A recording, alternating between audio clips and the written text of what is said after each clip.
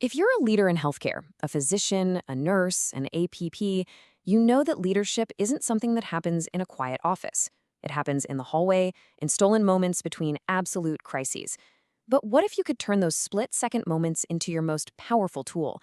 Well, today, we're going to break down a framework that's built for leaders who have exactly zero time to spare, drawing on the genius of a time management master, Lee Cockerell, and the legendary leadership guru, Ken Blanchard. We've all been there, right?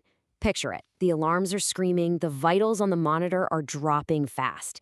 Every single second, every decision is beyond critical. But what happens when the chaos isn't just clinical? What if it's coming from your own team? See, this right here, this isn't a failure of medicine. It's a failure of management. When people are getting conflicting orders, when roles get blurry, you start losing precious minutes. Stress just shoots through the roof, and worst of all, patient safety starts to suffer. It is a system breakdown. And let's be honest, every single one of us in healthcare has felt it.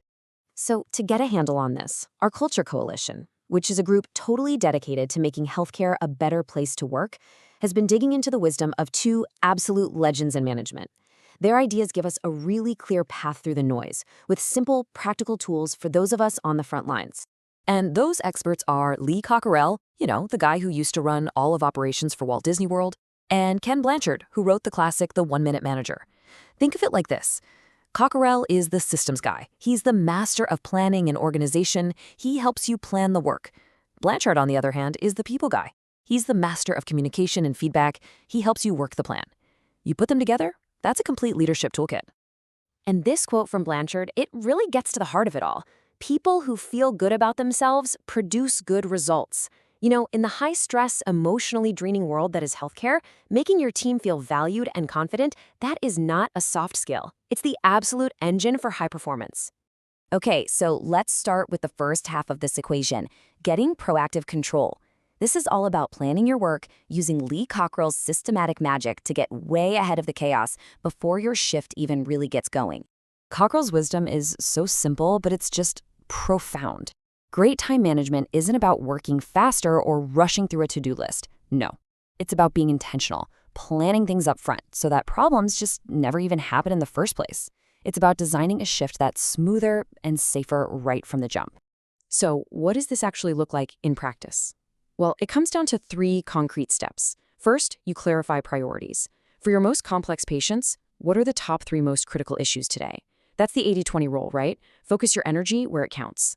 Second, set clear goals in your team huddle. No surprises, no ambiguity. And third, and this is huge, schedule your time. Literally block out time for rounds, for documentation, for those crucial family updates. And you have to treat those appointments with yourself as if they're unbreakable. All right, so you've planned the work. Now it's time to work the plan. And this is where we pivot to Ken Blanchard and his 3 brilliantly simple secrets for leading your team in the heat of the moment, 1 minute at a time. The very first secret is 1-minute goals. Now, this isn't some 30-page care plan. It's about making the goals so clear that anyone on your team can state it in under 60 seconds. Like, our goal for Mr. Smith is to manage his pain so we can get him up and walking today. When the goal is that simple and that clear, your team can move with speed and confidence. The second secret, 1-minute praisings. This is all about catching people doing something right. You're actively looking for these moments.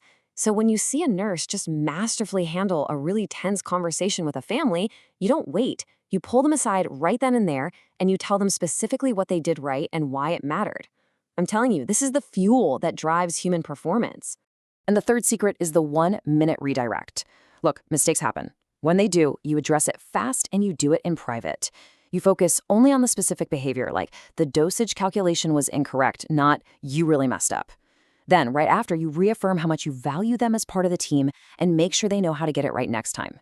It's being tough on the behavior, but always supportive of the person. So, let's pull this all together. Why does this combination of upfront planning and in-the-moment feedback matter so much? Well, it all comes down to what we're here for, creating better care for our patients and a better, healthier environment for our teams. Here's how the magic works. Cockerell's structured planning that actually creates the time and the mental space you need to lead. It gives you the breathing room to deliver Blanchard's powerful, effective feedback. And that combination, it creates a high-performing team that's aligned and empowered. And the result of that is fewer medical errors, way better teamwork, and less burnout for everybody, including you.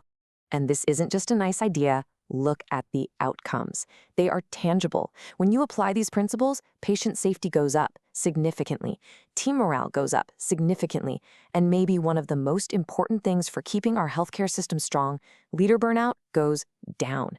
These aren't abstract hopes. These are real, measurable results.